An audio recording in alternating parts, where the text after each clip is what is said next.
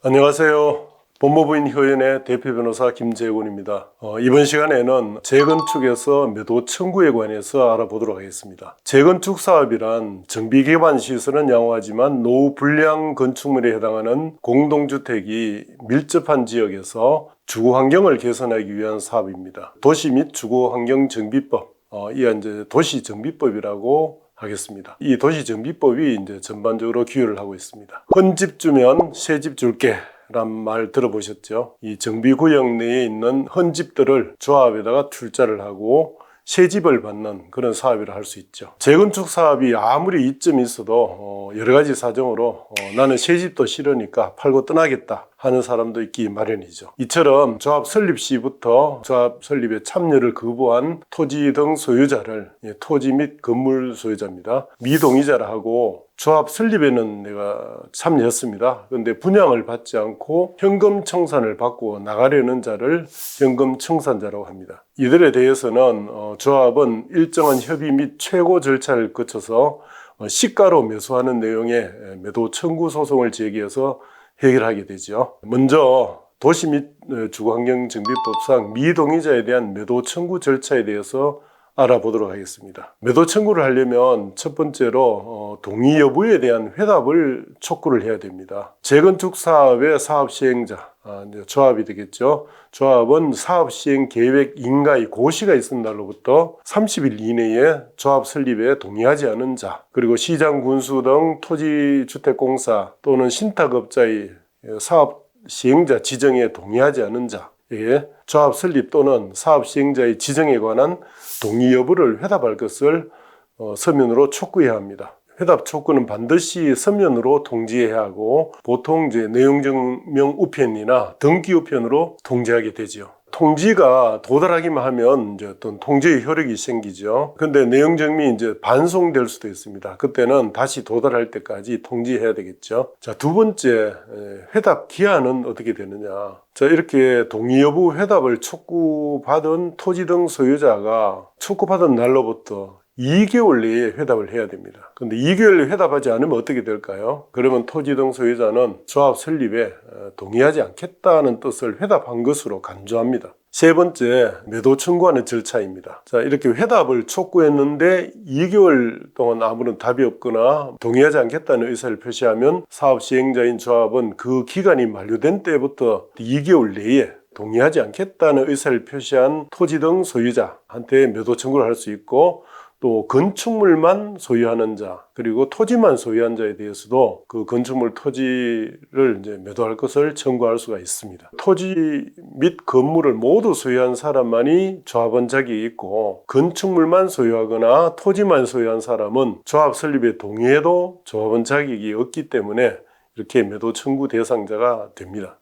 조합 설립 동의 여부 회답 촉구 기한인 2개월이 지난 뒤에 2개월 내에 이렇게 매도 청구를 해야 되는데, 이 매도 청구 기간은 반드시 지켜야 하고 놓치게 되면 매도 청구권이 무효가 됨을 특히 주의해야 합니다. 한편 재개발 사업의 경우에는 해당 정비구역의 이제 모든 토지 등 소유자가 당연 조합원이 됩니다. 그래서 미동의자라는 게 발생하지 않죠. 다만 분양 신청을 하지 않아서 현금 청산자가 이제 되는 경우에는 토지수용법에 의한 수용 절차를 밟아서 매수하게 되는 점이 매도 청구를 하게 되는 재건축과 다르지요. 또한 재개발의 경우에는 조합원 자격이 재건축에서처럼 토지 및 건물 모두를 소유한 자에 한정되지 않습니다. 즉 정비구역에 위치한 토지만을 소유한 자, 건축물만을 소유한 자도 이제 조합원이 되는 점이 다르죠. 다음으로 분양 신청하지 않은 현금 청산자에 대한 매도 청구 절차를 알아보겠습니다. 첫 번째로 보상 협의. 사업 시행자인 조합은 관리처분 계획이 인가 고시된 다음 날부터 90일 이내에 분양 신청하지 않은 자, 그리고 분양 신청 기간 종료 이전에 분양 신청을 철회한 자, 투기 과열 지구에서 분양 신청을 할 수 없는 자, 인가된 관리처분 계획에 따라 분양 대상에서 제외된 자와 토지 건축물 등의 권리에 대해서 손실 보상에 관한 협의를 해야 합니다. 다만 이제 사업 시행자는 이제 분양 신청 기간 종료 다음 날부터 협의는 이제 시작할 수 있죠. 그런데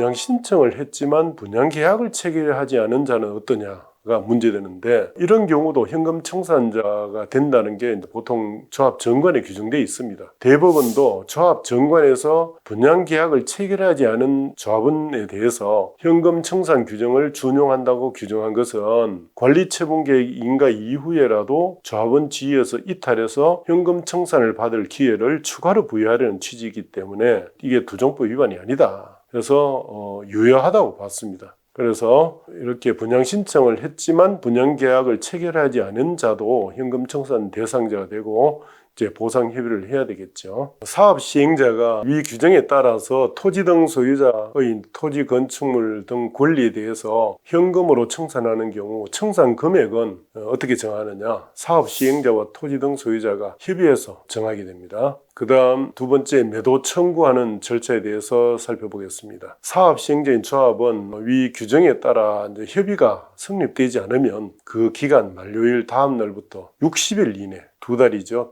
60일 이내에 매도 청구 소송을 제기해야 합니다. 사업 시행자가 이처럼 소송을 통해서 매도 청구권을 행사하면 그 매도 청구권 행사의 의사표시가 미동의자에게 도달함과 동시에, 즉 소장이 이제 송달되는 거죠. 송달된과 동시에 미동의자의 토지나 건축물에 관해서 시가에 의해서 매매 계약이 성립된 것으로 봅니다. 이게 일종의 형성권인데, 다만 매매 대금은 어떻게 정하느냐? 소송 절차에서 이제 법원 감정에 의해서 이제 특정이 됩니다. 세 번째, 지연이자 지급. 이런 현금 청산자에 대해서는 이렇게 지연이자 지급 규정을 두고 있습니다. 사업 시행자가 60일 이후에 매도 청구 소송을 제기한 경우에는 해당 토지 등 소유자에게 지연 일수에 따른 이자를 지급해야 합니다. 이처럼 이자를 지급한 취지로 봐서는 미동의자에 대한 매도 청구와 다르게, 미동의자의 매도 청구는 매도 청구 그 기간이 있습니다. 기한을 도과해버리면 매도 청구권이 무효가 되는 그런 제척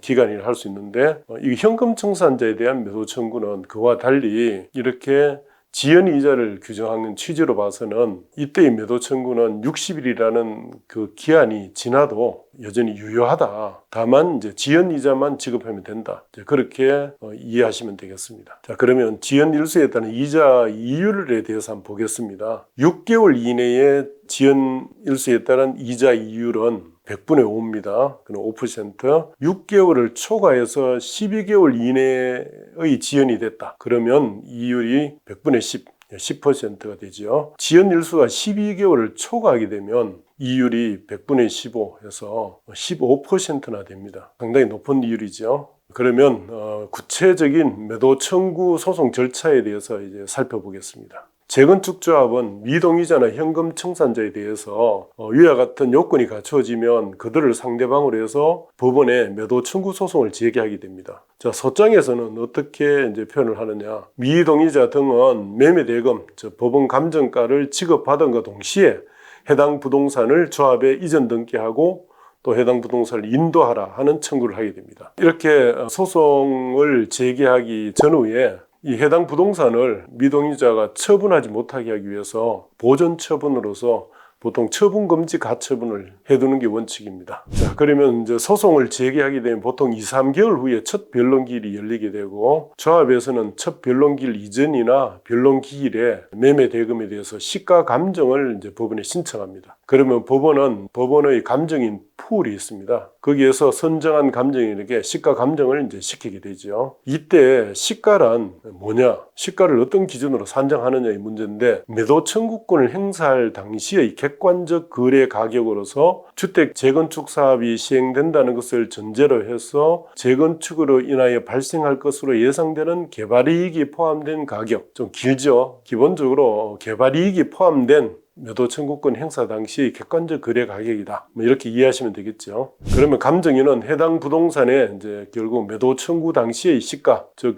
매도 청구 소장의 이제 송달 시점을 기준으로 시가를 감정한 후에 그 감정 평가서를 법원에 이제 제출하게 되지요. 이렇게 감정 가격이 나오게 되면 법원은 이제 한두 차례 정도 이 감정 가격 가지고 조정 절차를 거쳐 봅니다. 그래서 조정이 이제 되면 뭐 그대로 모든 재판이 끝나고, 조정이 되지 않으면 감정 가격을 지급받은과 동시에 해당 부동산의 소유권 이전 등기 절차를 이행하고 또 해당 부동산을 인도하라 하는 판결을 하게 됩니다. 그러면 이제 이 판결을 받은 조합은 그 판결에 기어서 감정평가액을 법원에다가 공탁하고 이제 인도 집행을 하게 되죠. 다만 미동의자 등은 이제 조합의 재건축 사업 절차가 도시정비법 등이 위반되어서 매도 청구 권한이 없다 이렇게 다툴 수가 있습니다. 또 감정 가격이 너무 적다는 이유로 다툴 수가 있는데 그렇게 다투어서 항소를 하는 경우가 있습니다. 그리고 대법원에 상고까지 이제 하게 되는데 대법원에서 이렇게 최종 확정되어야